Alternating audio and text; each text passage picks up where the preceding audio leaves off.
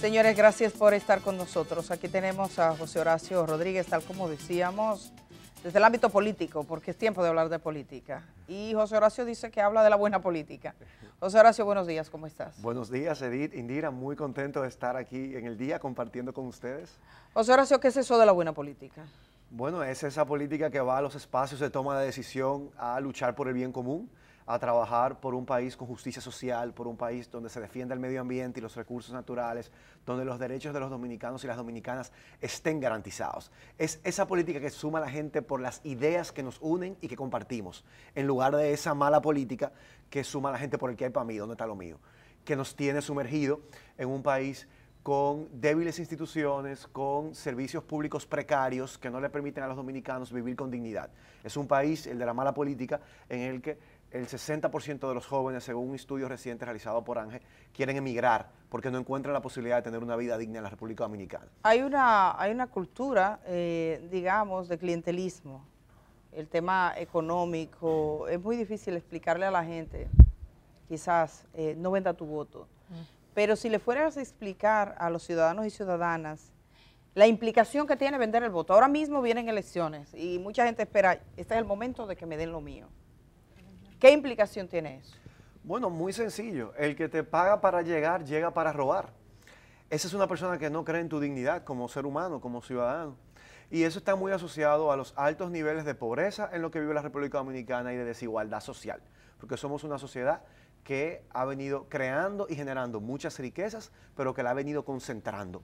Yo leía recientemente un estudio hecho por el periódico El Dinero del pasado mes de junio, en el que indica que el salario promedio de los más de 2.400.000 empleados formales en el país no llega a 18.000 pesos. O sea, el salario promedio de los 2.400.000 empleados formales, eso salió en un reportaje en el periódico El Dinero, y 18.000 pesos no es ni siquiera la mitad del costo de la canasta básica familiar. Y es el salario promedio. Entonces tú dices, ¿a dónde está yendo a parar la riqueza de la República Dominicana? Los dominicanos no se están beneficiando. ¿Por qué? Porque es un sistema que concentra esa riqueza, así que genera empleos de poca calidad, que no le permitan a la persona vivir bien. ¿Cuánto salario mínimo tenemos en la República Dominicana? Nosotros tenemos una cantidad de salario mínimo que no está ajustada con el costo de la vida. Cuando tú vas a un supermercado a comprar pan, no te pregunta en qué sector tú trabajas para saber cuál va a ser el precio de ese pan. No, el precio del pan es el mismo para todo el mundo. Entonces, tú tienes salario por sector, por el tamaño de la empresa en la que tú trabajes, y eso genera grandes distorsiones. Nosotros en Opción Democrática, por ejemplo, estamos trabajando desde el programa de gobierno de nuestra candidatura presidencial de Virginia Antares, que estamos trabajando una propuesta para que el salario mínimo esté vinculado a la región del país según el costo de la vida en esa región. Porque no es lo mismo el costo de la vida, por ejemplo, en la zona Enriquillo, que incluye las provincias de Pedernales, Independencia, Bauruco y Barahona, que lo que debe ser, o sea, tú no debes tener las empresas el mismo salario mínimo que una empresa que está localizada en el Distrito Nacional, donde el costo de la vida es muchísimo mayor, de la vivienda. El Distrito Nacional tiene uno de los costos más caros de América Latina para, por ejemplo, el pago de la vivienda. Entonces, eso que nos permitiría una medida que es un incentivo para que grandes empresas se puedan instalar en zonas deprimidas, porque pueden pagar salarios menores, pero donde la gente con ese salario menor vive mejor, porque el costo de la vida es menor. Entonces, ganar, zona del país donde hay una alta migración a la ciudad porque hay poco empleo. Bueno, eso permite llevar empleo a esa zona y que la gente que vive allí entonces viva mejor. Incluso hace un tiempecito el mismo Ministerio de Economía presentaba un informe sobre pobreza y ahí también se hablaba sobre las diferentes regiones y demás. Pero quisiera también, José Horacio, preguntarte sobre el tema de la propaganda política. Hoy es un día clave con relación a ese tema porque la Junta Central Electoral se reúne con partidos políticos para abordar otra vez el tema de la propaganda política. Ustedes desde Opción Democrática, ¿cómo ven esas reuniones y si piensan que tendrá algún tipo de efecto? Bueno, qué bueno, Indira, que me preguntas sobre ese tema, porque anteayer domingo estuve rindiendo cuentas a los electores, cumpliendo con el mandato del artículo 92 de la Constitución de la República, que dice que las y los legisladores tienen que anualmente rendir un informe de su gestión ante sus electores. Eso lo hicimos el pasado domingo en un evento, y yo estuve ahí explicando punto por punto un discurso que duró media hora. Yo me sentía un poco extenso, acompañado de una imagen audiovisual, y ahí yo explicaba que uno de los temas que yo he trabajado en estos años es justamente la reforma a la ley de régimen electoral. En enero pasado hubo una reforma a esa ley. Yo la definí como una reforma insulsa, como una oportunidad perdida, porque algunos de los temas más importantes que debimos abordar en esa reforma no se tocaron. Esa reforma se limitó a hacer maquillajes y a incluir en la ley lo que ya las sentencias de tribunales como el Tribunal Constitucional y el Tribunal Superior Electoral ya habían establecido por jurisprudencia. ¿Cuáles temas tú dirías que fueron lo que se perdieron? Los temas que se perdieron, uno, bajar los topes. Uno de los problemas del sistema electoral dominicano es los topes económicos. Los topes de gastos de campaña. Son altísimos esos topes. Entonces te sacan de competencia a gente buena, con una buena trayectoria, con deseos de participar, pero que se ven avasallados con candidatos que se imponen en base a todos los recursos del mundo que muchas veces provienen de las arcas públicas o que provienen del crimen organizado. Y te sacan de competencia a esos buenos candidatos. No tienen cómo competir. Entonces, perdimos la oportunidad de bajar los topes, pero perdimos la oportunidad también de establecer sanciones más severas a quienes traspasen esos topes. Hoy en día, la sanción es una multa. Y esa multa perfectamente tú la puedes incluir dentro de tu presupuesto de tu campaña, porque quien tiene decenas de millones de pesos, 100 millones de pesos, para tirar al ruedo por una diputación, así mismo incluye 10 millones más de multas, si fuera el caso, y eso no le hace diferencia para el presupuesto que tiene. Y punto. No, las sanciones deberían ser lo suficientemente severas que inhabilite a un candidato que para ocupar una posición, por ejemplo, legislativa, no tenga límite del dinero que gasta. Perdimos la oportunidad también de establecer debates presidenciales o debates a todos los niveles de elección. Tú presentaste en estos días también algo relacionado y eso también lo incluye en el informe de rendición de cuentas. ¿Por qué? Porque así nosotros podemos tener campañas en que la ciudadanía pueda prestar su atención a los programas de gobierno, que pueda prestar su atención a las propuestas, a las ideas, a la visión de país que tienen los candidatos y contrastarlas con los demás candidatos y tener campañas menos centradas en el marketing, la propaganda y el caravaneo, sino centrada en las ideas, en las propuestas, en la visión de país y en los programas de gobierno. Aprovecho, José Horacio, y te invito a un café, pero quisiera saber si tú consideras que la reunión de hoy de la Junta Central Electoral, gracias Kenia, que la reunión de hoy de la Junta Central Electoral con los partidos rendirá algún tipo de fruto. Bueno, esperamos que sí, porque a mí me sorprende ver cómo de manera tan descarada estos partidos que fueron los creadores de las leyes que actualmente tenemos, porque son quienes tienen mayoría abrumadora en el Poder Legislativo, son los mismos que hoy dicen que no la van a cumplir. Entonces tú dices, ven acá, pero ustedes fueron que se pusieron de acuerdo para aprobar esos mamotretos de leyes que se aprobaron en 2018 y 2019. Que la queja que tienen con respecto al límite de la campaña, por ejemplo, que está establecida por ley, desconoce su propia legislación. Totalmente. Es lo que tú nos estás diciendo. Se dijo que hay un periodo de campaña interna para elegir los candidatos y actualmente nos encontramos en ese periodo. Y la ley dice, en ese periodo se pueden hacer actividades en los locales de los partidos políticos, son actividades internas para los militantes de los partidos, para que los militantes elijan los candidatos que van a llevar a esos partidos, no una campaña abierta a la ciudadanía. Entonces, ¿por qué tenemos la ciudad de Santo Domingo llena de vallas? Y no solamente Santo Domingo, yo estaba, por ejemplo, en el lanzamiento de la candidatura de una compañera candidata a regidora por Santo Domingo Oeste, Leomeris Domínguez, y visitando ese municipio, en la zona de Ato Nuevo, es abrumadora. Sí, ahí no hay un pote de luz que no tenga 5 letreros. No, yo estaba en el este, yo me fui de todas las provincias del este y en todos los lugares, a la entrada de los pueblos, dentro de los pueblos, está lleno de... ¿En San Cristóbal está full? Eso no solamente contamina, eso es un derroche de dinero. Pero que se supone que legalmente... que son en mayo, el caso de las congresuales. Y, o sea, y tú dices... De aquí a mayo. Ahora que falta mambo. Y yo mismo decía, o sea... ¿Por qué hay que comenzar con tanto tiempo antes una campaña? Perfectamente, si las elecciones son en mayo, nosotros podríamos comenzar esa campaña en enero. Pero eso también tiene un costo en el sentido de que nadie aguanta eso.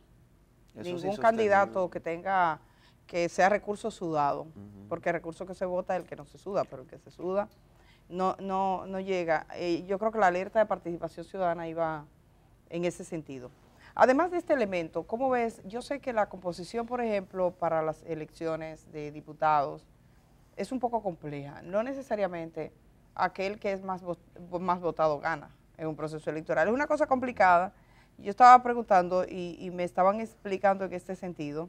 Tú que conoces y que además eres parte de un partido que es pequeño, digamos, todavía, poner todavía, pero todavía pequeño. No es una maquinaria gigantesca que si te ponen en el 1 es seguro que sale. ¿Cómo les afecta? Porque yo sé que hay muchos problemas. Podría ser, por ejemplo, José Horacio, el más votado de Santo Domingo, del distrito, y no necesariamente ser diputado. Con las leyes actuales es con las así. leyes actuales. Correcto. ¿Cómo es que opera? Explica eso. Porque nosotros tenemos un sistema de representación política por partidos. Entonces, el sistema lo que hace es que hace una asignación de escaños a nivel legislativo de diputados y a nivel de regidores, en los niveles plurinominales, por el voto proporcional que hayan alcanzado los partidos o coaliciones de alianza y alianzas. Entonces, el voto no es individual. Al final, quien gana el escaño en el sistema dominicano es el partido o la alianza de partidos. Y luego, quien ocupará ese escaño es quien dentro de ese partido haya tenido la votación más alta o quienes hayan tenido las votaciones más altas a través de un sistema de asignación proporcional de escaños que se llama método de Hunt. Y sí, con ese método, así es como funciona. Eso tiene sentido en países donde los partidos se organizan alrededor de ideas comunes. Por ejemplo, mi partido defiende la socialdemocracia, los candidatos de mi partido todos van a asumir esa línea, esa filosofía ideológica, y entonces no importa el que sea que quede, tú sabes que se va a ir por esa línea. Otro partido, por ejemplo, puede ser un partido de derecha, que más conservador, el candidato que salga, tú vas a saber que va a asumir una línea conservadora. Sin embargo, en República Dominicana no es así.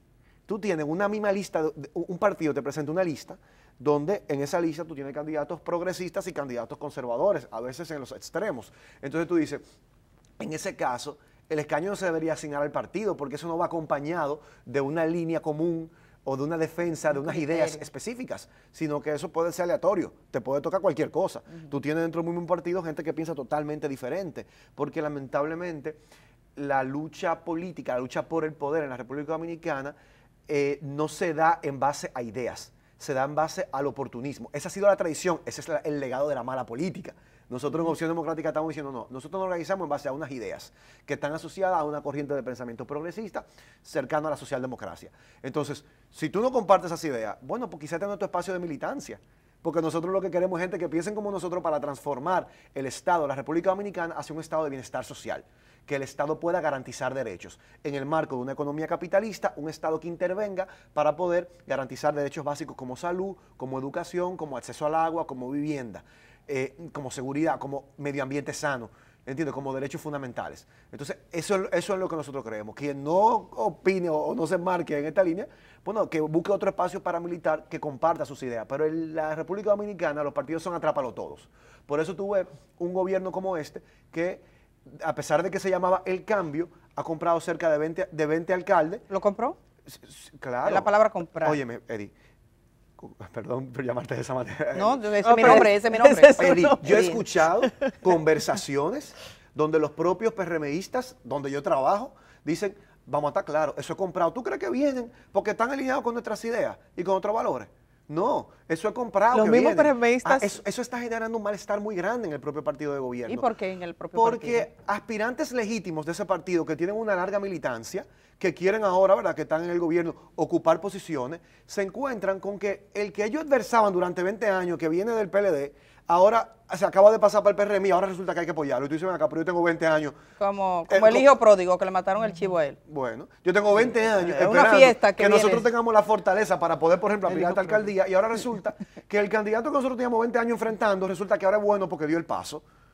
O sea, y lo coloca mejor que entonces está mejor colocado y tiene garantizada su candidatura. Eso está generando mucho malestar. Y esa gente te lo dice abiertamente. Entonces. Sí, y están hasta incluso buscando espacios donde pueden canalizar sus aspiraciones, ya que su propio partido, en el que tenían décadas militando, le ha privilegiado a quienes vienen de el partido que fue oficialismo durante los 16 años atrás y que ellos se enfrentaban. Pero los líderes, José Horacio, de esos partidos, desde el PRM específicamente, dicen que no, que ellos no compran alcaldes ni nada por el estilo y que esos alcaldes van hacia ellos porque están comprometidos con la visión de gobierno que tiene el PRM. Bueno, ese es el discurso público. En privado yo sé que hay otro discurso. Y además yo me pregunto, o sea, a mí me daría vergüenza. Gente que tuvieron 16 años eran malos, porque el discurso de este gobierno es, nosotros somos los honestos, los anteriores eran los deshonestos, pero resulta que todo el que viene ya pasa a ser honesto automáticamente y es bienvenido. Como una puerta. ¿Entiendes? Entonces ven acá, pero nada más basta con cambiarse de camiseta para ser bueno. Eso es lo que nos están diciendo. ¿Entiendes? Porque tú tienes, y no solamente alcaldes, legisladores, a todos los niveles. las posiciones. Si tú das el paso, ya tú eres bueno. ¿A ya ti tú, te han ofrecido? como que el sello de honesto Te limpia los te pecados. limpia porque tú diste el paso ¿El hacia el partido de PRM, gobierno. No es así. el PRM no te ha ofrecido dar el paso? No. Nunca. No. ¿U otro partido? ¿Y otro partido? No, yo he sentido, sí nos han ofrecido la posibilidad de alianzas, pero yo siento que hay mucho respeto al trabajo que nosotros hacemos, tanto del PRM como de los demás partidos de oposición, lo valoran. Yo me siento muy contento, agradecido de cómo los colegas míos de la Cámara de Diputados, de todos los partidos, valoran el trabajo que nosotros hacemos y lo que nosotros aportamos en ese Congreso. Muchos me dicen, tú tienes que seguir aquí.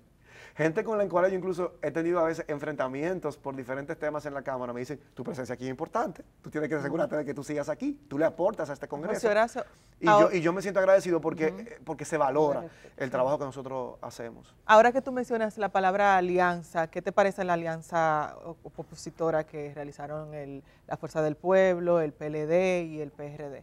Me parece inteligente de su parte, sobre todo un sistema como el nuestro, tan fragmentado, con tantos cargos. Nosotros tenemos un Congreso grande, nosotros tenemos 393 gobiernos locales.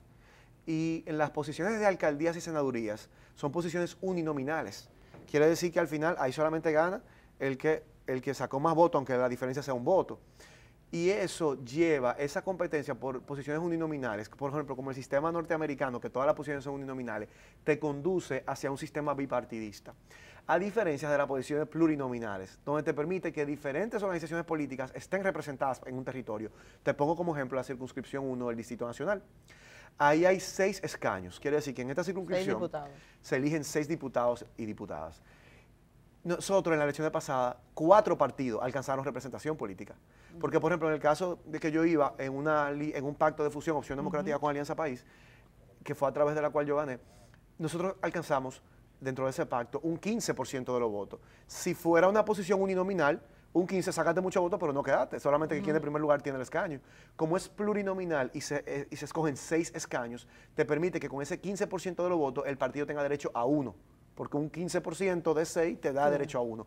Pero en esa coalición, el Partido Reformista con la Fuerza del Pueblo también sacaron 1, entonces el PLD sacó 2 y el PRM sacaron 2. 4 partidos pudieron estar representados con un resultado en el que si fuera solamente una competencia por la posición uninominal, solamente uno hubiera podido tener representación, a pesar de que un 15% o un 16% de los ciudadanos votaron por otra opción política. Entonces, me parece inteligente de parte de las fuerzas políticas que van a participar que para poder ganar alcaldías y senadurías se hagan Pero también alianzas. muestra que no están tan duros como dicen, porque si tú estás ganado no sale a ser alianza. Bueno, es que enfrentar al gobierno es difícil, que contiene que maneja el presupuesto público. Eso es otra pregunta, el hecho de que el gobierno sea gobierno, este partido, que el PRM casi no lo miraba nadie antes. Sí, había un momento en que muy pocos programas lo invitaban, incluso a sus líderes. Pero bueno, cuando la gente llega al poder, tiene a todo el mundo, de alguna manera tiene un gran favor. ¿Cuál es ese contexto en el que estar en el poder le coloca en una posición ventajosa? Y el tema del uso de los recursos del Estado, del cual el presidente ha dicho que se cuida. Bueno, yo creo que hay algo que es fácil como de ver a simple vista. En esta etapa de la campaña, donde estamos todavía en pre-campaña, que no se supone que se puede colocar esa publicidad, donde es más cara la publicidad en las calles y avenidas del país, es en la circunscripción 1. Aquí que son más caras. Okay. Y yo diría que a simple vista, el 90% de la publicidad colocada en exterior, que es carísima, es del partido de gobierno. El 90%. Yo diría, así a simple vista, yo diría que el 90%, por lo menos por encima del 80%, quizá. Vámonos a 4 años antes, era la inversa.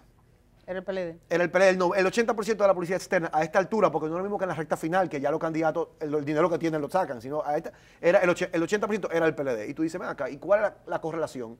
O que quien está en el gobierno está administrando recursos, está haciendo negocio, y entonces le permite sacar su tajada para hacer política.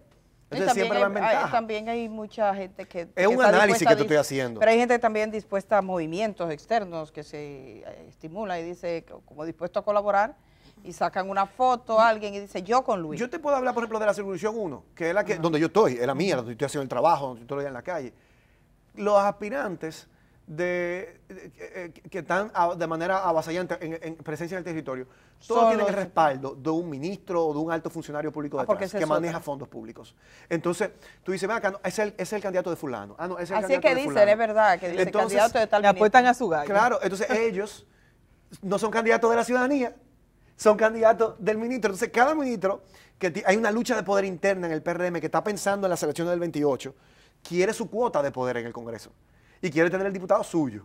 Entonces tú tienes un ministro que tiene un candidato, tú tienes otro ministro, tú tienes un director que tiene otro candidato, tú tienes cada uno tiene su candidato. Entonces cada uno usa los recursos a su disposición para empujar ese candidato. No es la del 24, es la del 28. Bueno, pensando en cómo yo aseguro Ministro, tenerse visión de futuro de que va a ser Entonces, señor, candidato. eso no puede ser de esa manera, porque es apabullante la diferencia. Tú te vas yo estaba en la yuca la semana pasada, no, aquí estaba fulano de tal, repartiendo 1.000 pesos a todo el que le pasaba por al lado. Uno del PRM. Sí, no, y después tú vas a otro barrio, no, aquí estaba fulano, pasó por aquí, una señora, mira, entonces decía ahí el Pradito. Yo tengo un trabajo hecho en esa comunidad, de visita, de seguimiento, por ejemplo, ahora que venía la tormenta, había un árbol bien grande en uno de los callejones, el callejón 6, en la zona norte de Los Praditos, al norte de la Sales Sommer, había un árbol grandísimo que el comejense lo estaba carcomiendo y estaba a punto De caer. y con un súper ancho. Y eso podía caer arriba de una vivienda, que la mayoría tienen, por ejemplo, techo de zinc, que podía significar una tragedia. Cuando viene el huracán, yo dije, bueno, me preocupé porque ya había estado día ahí antes. Y trato de contactarme, agradezco a Milton Morrison, que desde Sur, ¿por qué? Porque los árboles chocaban con el cableado de electricidad. Ajá. Entonces los bomberos no lo podían quitar. Le dije, mira, esta situación, eso podemos salvar vidas. De una vez mandaron una brigada, para que vean el tipo de trabajo que como legislador uno gestiona. Porque no es lo mismo que los vecinos llamen a que el legislador se preocupe de gestionar los problemas de ahí. Y entonces yo tengo un trabajo de ir cada 2 Y ahí o 3 te meses. cuentan, te dice, aquí vino fulano. Y yo digo, fulana, señora, mi querida, pero ¿cómo usted tiene ese electrodoméstico? Yo pensaba que usted me apoyaba a mí. Ay, él vino y me regaló 2 electrodomésticos. ¿Qué? Ah, ¿de quién? Sí, del plan social. Y tú dices, ¿cómo? El plan social. Ajá, entonces tú dices, ven acá, pero se lo entregó. No, fue él que me lo entregó el candidato. Un candidato Y yo le entrega, perdón, pero eso es grave. Ajá, que- un candidato entregando Te lo dice la gente. cosas del plan Identificado con el plan, con el tema del plan. Sí, y es el mismo candidato que lo está entregando. Entonces, social. Pero el candidato no es del plan social, sino que tiene apoyo en el plan social. Bueno, O algo así. exacto. Y eso, pero te lo dice la O que gente. usan el plan social para propaganda. Eso es lo mismo que hacía el PLD, que con el dinero de las instancias públicas le financiaban la campaña a sus esposas o a sus hijos. Entonces ahora el PRM lo está haciendo igual. ¿Dónde está el cambio? ¿Cómo mejoramos la calidad de esta democracia? Para que haya una competencia más justa, para que haya una competencia democrática por las ideas. ¿Cuál es tu agenda de trabajo legislativo? Ah, no, mi agenda es que yo regalo electrodomésticos. Entonces se benefician de la necesidad del pueblo. No conviene en ese sentido seguir teniendo un pueblo pobre, carente, lleno de necesidades, porque es muy fácil con el dinero del Estado mantenerse en el poder. Me recuerda un poco a la escuela de Balaguer. O sea, el balaguerismo se ha reproducido por estos partidos que lo han declarado como parte de la democracia. Un señor que fue servil a la dictadura, que fue el hombre que era el presidente constitucional de la República, si era que no había Estado constitucional de derecho, pero era que era formalmente el que firmaba los decretos, cuando aquí asesinan a las hermanas Mirabal, y firma el decreto para entregarle a sus asesinos la propiedad de Patria Mirabal. Y ese hombre es el que estos partidos han denominado padre de la democracia, que era presidente de la República cuando aquí asesinaron cientos de jóvenes en los 12 años de la dictadura de Balaguer, un régimen represivo. Y yo tuve que echar un pleito en estos días en el Congreso porque estaban ahí diciendo, ay, qué gracia Balaguer. Claro, un hombre que tuvo 22 años en el Estado, que en el Congreso a mucha gente ayudó y muchas obras construyó. Yo miro siempre las sesiones del Congreso Nacional, de la Cámara de Diputados, cuando tengo chance lo escucho, a ver, y del Senado, y en una de las sesiones escuché a alguien, un diputado vocear, no sé quién era porque no se vio, viva Trujillo. Eso pasó, Eso pasó. fue un diputado. Fue un diputado del PRM. Ah, Del sí, te iba a PRM, preguntar el que ¿de diputado. qué partido? ¿Cómo puede ser? Y para mí es grave, porque quienes venimos, ¿verdad? Y conocemos la historia, y venimos de familias que aportaron con su sangre a tratar de que vivamos en democracia. La gente a veces no se imagina el terror con el que se vivía. La gente no sabe que si tú vivías, por ejemplo, en el Ceibo, Eddie, para venir a la capital, tú tenías que pedir un permiso al gobernador. No había el derecho al libre tránsito. O sea, usted no se podía montar en una guagua y venir para la capital si el gobernador no lo autorizaba. ¿Qué tú vas a hacer para la capital? ¿A qué tú vas? Mi abuela, Guillermina Iriarte Ramírez, tuvo 4 años presa en Higüey. ¿Por qué? Porque su esposo era hijo de una persona que había salido al exilio y que desde fuera estaba reuniendo armas para conspirar contra la dictadura, para derrocar la dictadura, para liberar al pueblo dominicano. Sí. Y mi abuela tuvo 4 años presa en Higüey con su mamá, Tú has dicho algo que aquí. no tenía nada que ver. Entonces, simplemente por estar, nosotros a veces damos por sentado la posibilidad de estar aquí en este programa hablando y opinando y diciendo las cosas que que estamos nada de diciendo. esto fue así antes. Ah, no, de ahí atrás me estuvieron Que esto, esperando. que esto costó la vida de Orlando A todito. Martínez, que esto costó la vida de Goyito, que esto costó la vida de mucha gente y también de muchos políticos. Así que sí. mismo. Y a veces no se reconoce que las mujeres no tenían derecho al voto. 1940, las mujeres dominicanas no podían votar. Y hay mujeres que creen que eso nació de la nada. Bueno, hablando de mujeres patriotas, uno de los proyectos de ley que yo exhibí como logros en mi gestión es el que designa con el nombre de doctora Acela Morel Pérez, la calle primera del sector La Esperilla. Esa es una mujer que fue torturada en la cárcel de la 40, que tuvo presa junto con las hermanas Mirabal y que es de las forjadoras de esta democracia que tenemos hoy. En el país, solo 7% de las calles del país llevan nombre de mujer. Un 7%. Eso tiene que ver con que se ha ocultado. Los aportes Y de las muchas mujeres, de la las sociedad mujeres, dominicana eso en es todos los así, sentidos. en todos los sentidos.